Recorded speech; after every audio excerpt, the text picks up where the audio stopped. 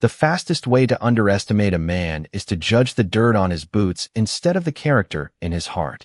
Daniel Carter eased his aging pickup truck into the visitor parking lot just as the morning sun reflected off the towering glass headquarters of Collins Defense Industries. The truck was nearly 20 years old, its faded blue paint carrying scratches earned from thousands of honest workdays, and the flatbed behind it held several carefully secured steel containers wrapped beneath heavy tarps. Beside him, his 9-year-old daughter Emma looked out the window with wide blue eyes that never seemed to notice old paint or worn seats. She only saw adventures. "Is this where they build the ships, Daddy?" she asked while hugging the small wooden model destroyer she had spent the past month assembling in the scrapyard workshop. Daniel smiled warmly. "Some of the ideas that protect those ships begin here." Emma grinned proudly. "Then maybe one day they will use one of ours." Daniel reached over and gently straightened a loose strand of her blonde hair. Dreams have a funny way of finding people who keep building them. Together, they stepped from the truck. Daniel wore clean work jeans, a neatly pressed denim shirt, and sturdy work boots still carrying faint traces of metal dust that no amount of scrubbing ever completely removed. His appearance reflected years of honest labor rather than polished boardrooms. Employees entering the building glanced toward the pickup before continuing inside, paying little attention to the father carrying a weathered leather folder beneath one arm and a small lunch cooler beneath the other. Emma skipped happily beside him, completely unaware that some people had already decided who her father was before hearing a single word. Inside the spacious lobby, polished marble floors reflected enormous American flags hanging beside displays celebrating decades of defense innovation. Executives in tailored suits crossed the room with confident strides, while television screens quietly displayed company achievements. Daniel approached the reception desk with calm courtesy. "Good morning," he said. "I am Daniel Carter. I have an appointment to deliver specialty reclaimed alloy samples requested by your engineering department." The receptionist smiled politely as she checked the schedule. Before she could answer, confident footsteps echoed across the marble floor. Rebecca Collins, the company's chief executive officer, emerged from a nearby conference room surrounded by senior executives and visiting investors. Every conversation nearby seemed to soften as people instinctively made room for her. She carried herself with the effortless confidence of someone accustomed to making decisions that shaped billion-dollar contracts. As she walked past the reception desk, her eyes briefly settled on Daniel's work clothes, then shifted toward the aging pickup visible through the lobby windows. One executive quietly whispered something in her ear, pointing toward the steel containers waiting outside. Rebecca stopped. She turned fully toward Daniel with a composed expression that revealed neither curiosity nor welcome. "The delivery entrance is around the back," she said. Daniel answered respectfully. "I am actually here for a scheduled meeting with your engineering division." Rebecca glanced once more at his dusty boots before speaking loudly enough for several nearby guests to hear. "Go back to your scrapyard. We are discussing national defense, not recycling projects." A few restrained chuckles spread through the lobby. One investor smirked before looking away. Emma slowly reached for her father's hand, her small fingers wrapping tightly around his rough, calloused palm. She looked up with quiet confusion. "Daddy," she whispered, "did we come to the wrong place?" Daniel looked down at his daughter, and instead of anger, embarrassment, or frustration, his face carried only the gentle calm she had known her entire life. He squeezed her hand reassuringly and offered the same warm smile that had carried both of them through every difficult season. "No, sweetheart," he said softly. "Sometimes people only see what is right in front of them." Then, just as Daniel calmly turned toward the entrance without another word, the distant sound of approaching sirens echoed outside the building, followed by the unmistakable arrival of a military motorcade that caused every conversation in the lobby to fall completely silent. The sharp rhythm of motorcycle escorts echoed across the front plaza as black government vehicles rolled through the security gate one after another, their polished surfaces reflecting the morning sunlight across the glass walls of Collins Defense Industries. Every conversation inside the lobby dissolved into whispers. Receptionists stood a little straighter. Executives instinctively adjusted their jackets. Even the investors who had quietly laughed only moments before turned toward the entrance with growing anticipation. Rebecca Collins glanced at her watch before speaking to one of her assistants. The Admiral is exactly on schedule. Her voice remained calm, but everyone around her understood the importance of the visit. Collins' defense had spent months preparing for the inspection and the possibility of securing a contract that could shape the company's future for years. Daniel Carter quietly stepped away from the reception desk, gently guiding Emma toward a bench near the lobby windows. He had no desire to interrupt anyone's schedule. Emma looked up at her father with innocent concern still lingering in her bright eyes. "Daddy," she asked softly, "are we leaving now?" Daniel knelt beside her until they were eye level. "Only if the engineers no longer need the materials we brought." Emma glanced toward the steel containers resting securely in the back of the pickup truck. "You worked really hard on those." Daniel smiled. "Good work is never wasted, sweetheart. Sometimes it simply finds the right place at the right time." Emma nodded as though that answer explained everything. She carefully placed her wooden model destroyer across her lap and began tightening one tiny railing that had come loose during the drive. Daniel watched her with quiet pride. The little workshop behind his scrapyard had become more than a place to sort reclaimed metal. It had become the place where he taught Emma that broken things could become useful again if someone cared enough to rebuild them. Nearby, an older maintenance employee pushing a supply cart slowed his pace after noticing the father and daughter. He watched Daniel patiently help Emma adjust one of the tiny pieces on the model ship without taking over the task himself. "Easy," Daniel said gently. "Do not force it. Metal remembers patience better than pressure." The older employee smiled to himself before continuing down the hallway. Those words sounded less like instructions about a model and more like lessons about life. Outside, uniformed military personnel opened the rear doors of the lead vehicle. Security officers immediately positioned themselves with practiced precision while photographers prepared for the official greeting. Rebecca stepped toward the entrance, surrounded by members of her executive team. She never looked back toward Daniel. In her mind, the visitor from the scrap yard had already become an unimportant interruption to a much larger day. Daniel seemed perfectly content with that. He reached into his lunch cooler and handed Emma a small apple. "Fuel for future engineers," he joked. Emma laughed. "Can engineers eat cookies too?" "Only after apples." She pretended to sigh dramatically before taking a bite. Daniel laughed quietly, and for a brief moment the enormous lobby felt smaller, warmer, almost ordinary despite the important guests arriving outside.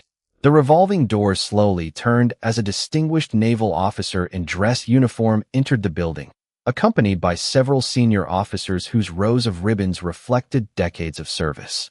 Every executive straightened instinctively. Rebecca stepped forward with a confident smile, extending her hand. "Admiral Reynolds, welcome to Collins Defense Industries. It is an honor to have you here." Admiral Thomas Reynolds returned the handshake politely, but before either of them could continue, his attention drifted beyond the assembled executives. His eyes settled across the lobby, where a little girl was proudly showing her father a carefully repaired model destroyer. The Admiral stopped walking. His expression changed from formal professionalism to genuine surprise. Without another word, he stepped away from the welcoming committee entirely and began walking directly toward the quiet man, standing beside the lobby window, leaving an entire room of executives exchanging bewildered glances as silence slowly spread through the building. Admiral Thomas Reynolds ignored the carefully rehearsed welcome waiting behind him and continued walking across the marble floor with steady, purposeful steps. Every polished shoe in the lobby seemed to stop moving at once. Rebecca Collins remained standing beside the entrance with her hands still half extended, unable to understand why one of the most respected officers in the United States Navy had suddenly abandoned the official greeting. Daniel Carter looked up only when he noticed the reflection of the dress uniform approaching through the lobby windows.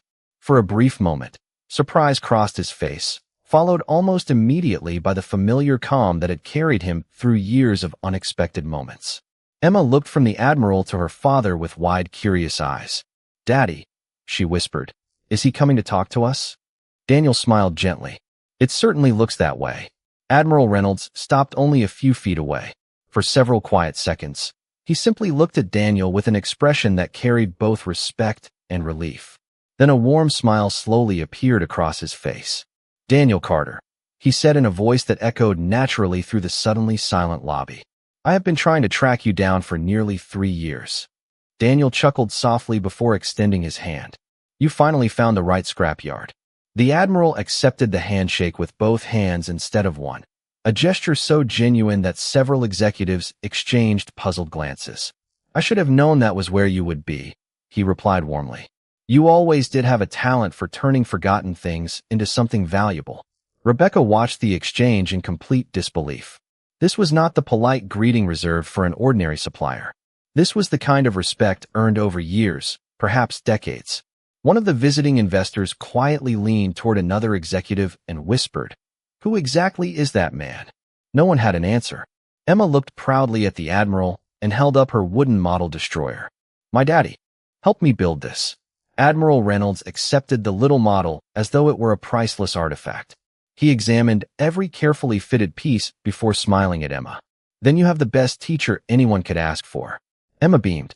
Daddy says metal remembers patience. The Admiral laughed softly. That sounds exactly like him. He handed the model back with great care, then turned once more toward Daniel. I never forgot that lesson either.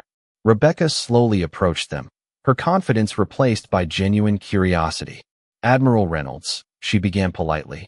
I was not aware that you and Mr. Carter knew each other. The Admiral looked toward her with calm surprise. Knew each other? He smiled. Miss Collins, there was a time when I would not approve a critical engineering review until Daniel had looked at it first. The silence inside the lobby deepened.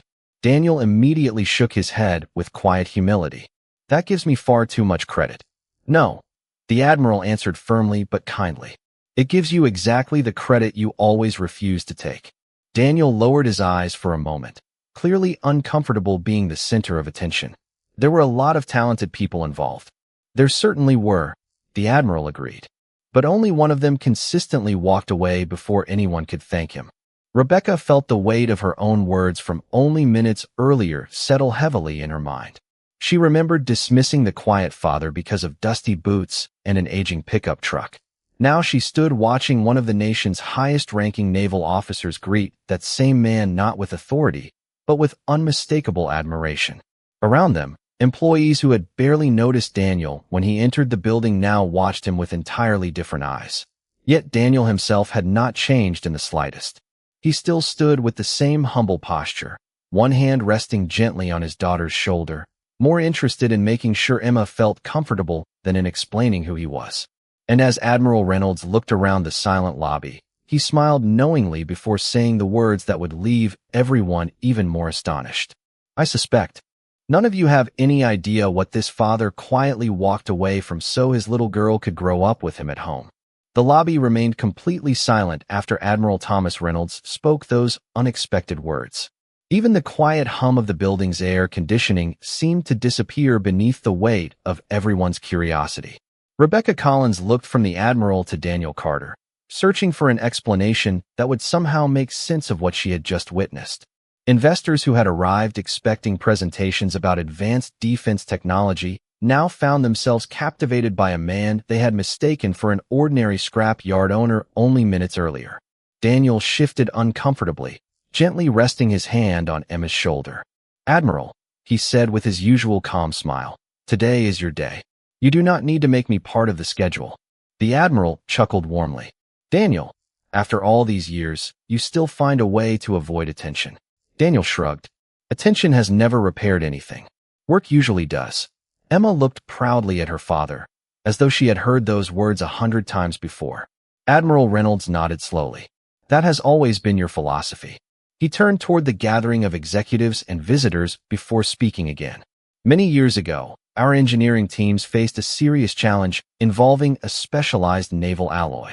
We had brilliant scientists, experienced officers, and talented contractors working around the clock. Yet progress continued to stall. He paused briefly before smiling toward Daniel. Then someone introduced us to a quiet engineer who looked beyond expensive solutions and simply asked better questions. Daniel lowered his eyes with obvious discomfort. There were many people involved. There certainly were, the Admiral agreed. But only one of them stayed through every night until the problem was solved without ever asking whose name would appear in the final report. Rebecca listened carefully, every sentence making her earlier judgment feel heavier. She remembered the dusty boots, the aging truck, and her own careless words spoken in front of employees and investors. None of those details reflected the man now standing quietly beside his daughter. One of the senior executives finally gathered enough courage to ask, "Mr. Carter, were you employed by the Navy?" Daniel answered politely, "No, I was an independent engineer working with several technical teams on specific material recovery projects." The Admiral smiled. He says it as though it were an ordinary consulting assignment. Several people laughed softly, but the Admiral's expression quickly became thoughtful again. What Daniel will never tell you is that his recommendations saved our team's years of research and millions of taxpayer dollars by finding new ways to reclaim strategic metals that everyone else believed had become unusable. Daniel immediately shook his head. "The teams accomplished that together." "Exactly," the Admiral replied. "You always say we instead of I." Emma tugged gently on her father's sleeve. "Daddy, is that why you always tell me nothing is ever really broken?" Daniel smiled down at her. "Sometimes things simply need another chance." The little girl hugged her wooden model destroyer closer to her chest, clearly believing every word. Around the lobby, several employees exchanged quiet glances. They had spent years passing people in work clothes without giving them a second thought. Now they found themselves wondering how many remarkable stories walked through those same doors unnoticed every single day. Rebecca slowly stepped closer until she stood only a few feet from Daniel. For the first time since they had met that morning, her voice carried no authority, only sincerity. "Mr. Carter," she said carefully, "I believe I owe you an apology." Daniel looked at her with the same calm expression he had worn from the beginning. There was no satisfaction in his eyes, no resentment, and no desire to remind anyone what had been said. Before he could answer, Admiral Reynolds glanced toward the steel containers still resting in the bed of Daniel's old pickup truck outside the lobby windows. A knowing smile crossed his face. "If those containers hold what I think they do," he said quietly, "then everyone in this building is about to discover that Daniel Carter did not just bring recycled metal here today. He brought exactly the solution this company has been searching for." Rebecca Collins followed Admiral Thomas Reynolds to the front windows, where Daniel Carter's weathered pickup truck sat quietly beneath the bright morning sky, looking almost out of place among the luxury sedans and black executive vehicles surrounding it. If someone judged only by appearances, they would never imagine that the faded truck carried something capable of changing the direction of an entire defense project. Daniel walked outside with Emma at his side, while several engineers hurried behind them, their curiosity replacing the confidence they had displayed only minutes before. Daniel lowered the tailgate and carefully folded back the heavy protective tarps. Inside were several neatly organized metal samples, each one labeled in careful handwriting rather than expensive printed tags. There were no flashy presentations, no polished display cases, and no marketing brochures. Only clean pieces of reclaimed alloy resting inside simple wooden crates that Daniel had built himself. One senior engineer leaned closer and quietly picked up a sample. His eyes widened almost immediately. "This density cannot be right," he murmured. Another engineer reached for a portable analyzer kept inside the building and returned moments later. As the instrument completed its scan, everyone waited in complete silence. The screen displayed numbers that caused both engineers to stare at each other in disbelief. "Impossible," one whispered. "The purity level is higher than most newly manufactured stock." Daniel remained perfectly calm. "The material came from retired naval equipment scheduled for disposal many years ago. Most people melted everything together. I separated every component individually before rebuilding the alloy." Rebecca looked at him with growing astonishment. "How long did that take?" Daniel smiled modestly. "Several evenings after work." Emma helped organize the inventory. Emma proudly raised her hand. "I made the labels." Several people laughed softly, but this time the laughter carried admiration instead of judgment. Admiral Reynolds picked up one of the samples and turned it beneath the sunlight. "This is exactly what I hoped you had been working on." Daniel nodded. "I was not certain your team still needed it." Rebecca looked confused. "Our research division has spent almost 2 years trying to develop a cost-effective recovery process for this exact alloy." Daniel answered quietly, "I know. That is why I requested today's meeting." Those words settled over the group with unexpected weight. Rebecca slowly remembered the appointment listed on the reception schedule that morning, the meeting she had dismissed before allowing her engineers to see what Daniel had actually brought. One of the younger engineers stepped forward with genuine excitement. "Mr. Carter, would you mind explaining your separation process?" Daniel smiled. "Of course not. Knowledge becomes more valuable when it is shared." The engineers immediately gathered around him, asking thoughtful questions while Daniel answered each one with remarkable patience. He never tried to impress anyone with technical language beyond what was necessary. Instead, he explained difficult concepts the same gentle way he explained things to Emma, making every answer clear, practical, and easy to understand. Rebecca quietly observed the scene unfolding before her. The father she had dismissed was now teaching some of her brightest engineers with humility instead of pride. Emma stood nearby, watching her father with complete confidence, never surprised that others were finally recognizing the man she had always known. Admiral Reynolds folded his arms and smiled. "This is why I kept looking for him," he said softly.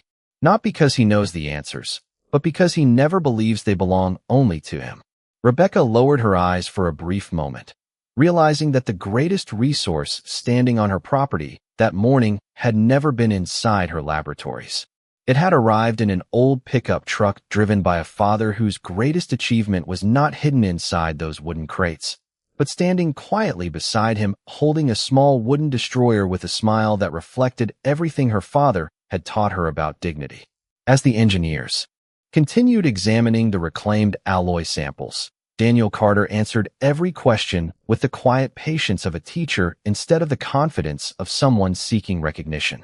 He listened as carefully as he spoke, occasionally nodding when a younger engineer suggested an alternative approach. "That could work," Daniel said with an encouraging smile. "You might even improve what I started." The young engineer looked surprised. "You really think so?" Daniel nodded. "The best ideas rarely belong to one person. They grow when someone else is willing to keep asking better questions." Admiral Thomas Reynolds watched the exchange with unmistakable satisfaction. "That is exactly why every team wanted Daniel involved," he said. "He never walked into a room trying to prove he was the smartest person there. He walked in trying to make everyone else better." Rebecca Collins stood quietly beside them, absorbing every word.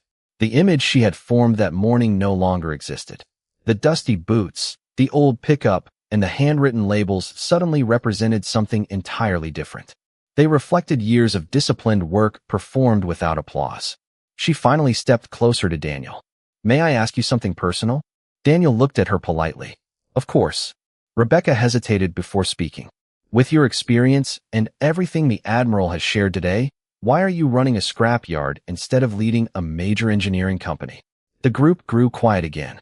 Daniel glanced at Emma, who was sitting on the lowered tailgate carefully polishing her little wooden destroyer with a soft cloth.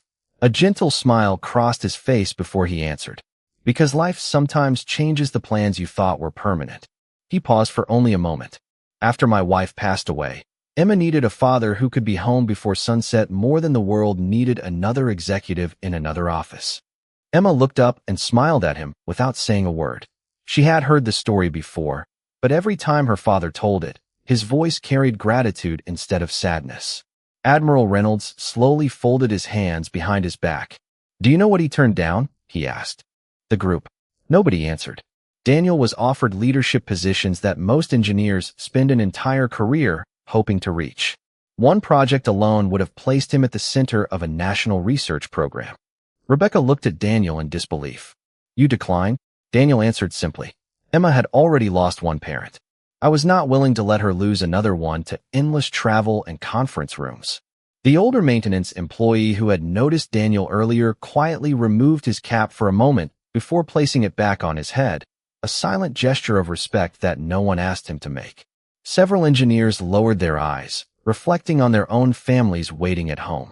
Rebecca felt an unexpected weight settle in her heart. She had spent years believing success was measured by promotions, contracts, and recognition. Standing before her was a man who had willingly exchanged all of those things for bedtime stories, school events, and ordinary evenings with his daughter. Yet somehow, he did not seem to have sacrificed anything at all. Emma suddenly stood and walked over to her father. "Daddy, are we still going to stop for ice cream after this?" Daniel smiled. If we finish our work here, absolutely. Admiral Reynolds laughed warmly. There it is again. Rebecca looked at him curiously. What? The Admiral smiled. No matter how important the meeting, Daniel has always known which appointment matters most. Daniel chuckled quietly. Ice cream promises are serious commitments. Even Rebecca laughed, the tension finally disappearing from her face. For the first time that day, she was no longer speaking to the owner of a scrap yard or even to an extraordinary engineer. She was simply looking at a father whose quiet priorities had taught everyone around him that true greatness is not measured by the titles a person accepts, but by the promises they choose never to break. The atmosphere outside Collins Defense Industries had changed completely. What had begun as an ordinary delivery had quietly transformed into an open exchange of ideas, with engineers surrounding Daniel Carter not because of his reputation, but because every answer he offered solved another practical problem. The morning breeze carried the faint scent of machine oil from the reclaimed alloy, while sunlight reflected across the polished metal samples resting inside the wooden crates. Daniel answered another technical question before gently closing one of the containers. The rest can wait until your team has time to study the first results, he said. There is no need to rush good work. Before anyone could respond, one of the company's senior project managers hurried out of the building holding a tablet with visible concern. Miss Collins, he said, trying to remain composed. The laboratory just completed another verification on batch 27. Rebecca accepted the tablet and quickly reviewed the report. Her expression shifted almost immediately. That cannot be correct. She handed the screen to one of her lead engineers. The engineer frowned. The structural consistency dropped again. Another engineer quietly added, if these numbers are accurate, the material cannot meet the Navy specifications. A heavy silence settled over the group. Months of development suddenly appeared to be slipping away. Rebecca looked toward her engineering staff. Does anyone understand why this keeps happening? Several people exchanged uncertain glances, but no immediate answer came. Daniel remained silent. He had no intention of interrupting unless someone asked. Admiral Thomas Reynolds noticed him standing quietly beside Emma and smiled knowingly. Daniel, he said gently, would you mind taking a look? Daniel hesitated. Only if your engineers are comfortable with another opinion. The lead engineer immediately nodded. Please. Rebecca handed Daniel the tablet. He studied the laboratory charts for less than a minute before asking a simple question. May I see one of the failed samples? The engineer retrieved a small section of alloy from a protective case.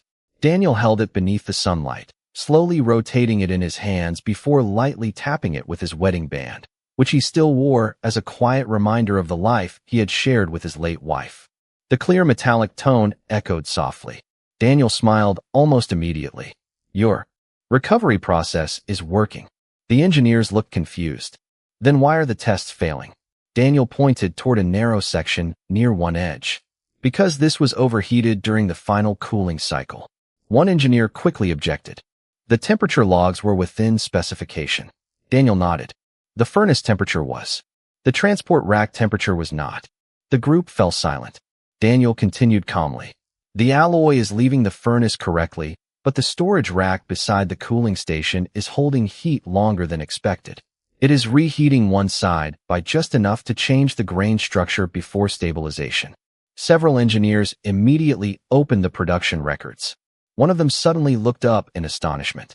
The replacement racks were installed 6 weeks ago. Another engineer compared the maintenance dates. That matches every failed batch. Rebecca stared at Daniel in disbelief. You figured that out from one sample. Daniel smiled modestly. No, the sample simply reminded me of a mistake I made many years ago. Admiral Reynolds folded his arms with quiet satisfaction. That is experience speaking. Daniel gently handed the sample back to the engineer. Every mistake leaves behind a lesson if we are willing to listen instead of becoming embarrassed by it. The engineers hurried inside to verify the production line, while Rebecca remained standing beside Daniel. For a long moment, she simply watched the father whose wisdom had quietly saved another project without asking for recognition, applause, or reward. Then, as Emma slipped her small hand into her father's again, Rebecca realized something even more remarkable than Daniel's engineering talent. The man who had solved problems worth millions of dollars still measured the success of his day by whether he would make it in time for ice cream with his daughter.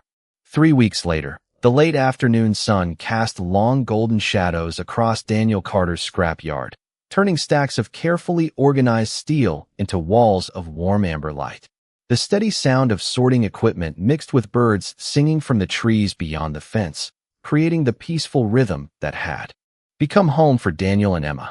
Instead of polished marble floors and executive offices, there were wooden workbenches, labeled storage shelves, and half-finished projects waiting patiently for another pair of hands. Emma sat beneath the shade of an old maple tree, carefully painting the tiny American flag on the wooden destroyer she had nearly finished, occasionally looking toward her father with quiet pride. Daniel was explaining basic metal identification to 2 local high school students who volunteered after classes. "Every piece has a story," he said while handing one student a small section of aluminum. "If you learn where it came from, you will know what it can become." The students listened carefully, surprised that something as ordinary as scrap metal could carry lessons about patience, responsibility, and hope. Suddenly, the sound of tires rolling across the gravel driveway interrupted the afternoon calm. A black sedan entered slowly before coming to a gentle stop near the workshop. Emma looked up first. "Daddy, we have visitors." Daniel wiped his hands with a clean shop towel before walking toward the vehicle. Rebecca Collins stepped out alone, dressed far more simply than she had been on the day they first met. There were no assistants, no photographers, and no executives following behind her. She carried only a small leather folder and a quiet expression that reflected days of careful thought. Daniel greeted her with the same warm courtesy he offered everyone. "Good afternoon, Miss Collins." Rebecca smiled gently. "Please call me Rebecca." Daniel nodded politely. "Welcome." For a moment, neither of them spoke. The breeze carried the familiar scent of cut grass and clean steel while Emma continued painting nearby, pretending not to listen even though her curious ears caught every word. Rebecca finally looked around the yard. She noticed neat rows of reclaimed materials, shelves filled with educational models, and a small classroom corner where handwritten diagrams covered a whiteboard. "This is not what I expected," she admitted quietly. Daniel smiled. "Most people expect piles of junk." Rebecca slowly shook her head. "I expected a business." She looked toward the students, carefully measuring metal samples with Daniel's old tools. "Instead, I found a place where people learn." Daniel glanced toward the teenagers. "Someone invested time in me years ago. I figured the best way to thank them was to keep investing in others." Rebecca lowered her eyes before taking a slow breath. "Daniel, I did not come here to discuss contracts." She paused. "I came because I owe you something much more important." Daniel remained silent, allowing her the space to speak without interruption. Rebecca looked directly into his eyes. "The first time I saw you, I judged your appearance instead of your character. I looked at your truck, your clothes, and your profession, and I decided who you were before I ever asked your name. That was wrong." Daniel listened without changing his gentle expression. There was no trace of triumph in his face, only quiet understanding. Rebecca continued, her voice softer now. "I have replayed that moment every day since then, and I realized something. The greatest mistake I made was not underestimating an engineer. It was failing to recognize an honorable father standing right in front of me." Emma quietly looked up from her painting, smiling as she watched her father. Daniel nodded thoughtfully before answering. "We all make quick judgments sometimes. What matters is whether we are willing to learn from them." Rebecca smiled with visible relief. "Thank you for giving me that chance." Daniel extended his hand warmly. "Second chances have always been my favorite kind." As they shook hands beneath the quiet afternoon sky, the students returned to their lessons. Emma carefully finished painting the final white star on her tiny flag, and for the first time since they had met, Rebecca understood that true dignity never demanded an apology. It simply waited patiently until another heart was ready to offer one. 1 month later, the main auditorium at Collins Defense Industries welcomed engineers, military leaders, educators, and community partners from across the region.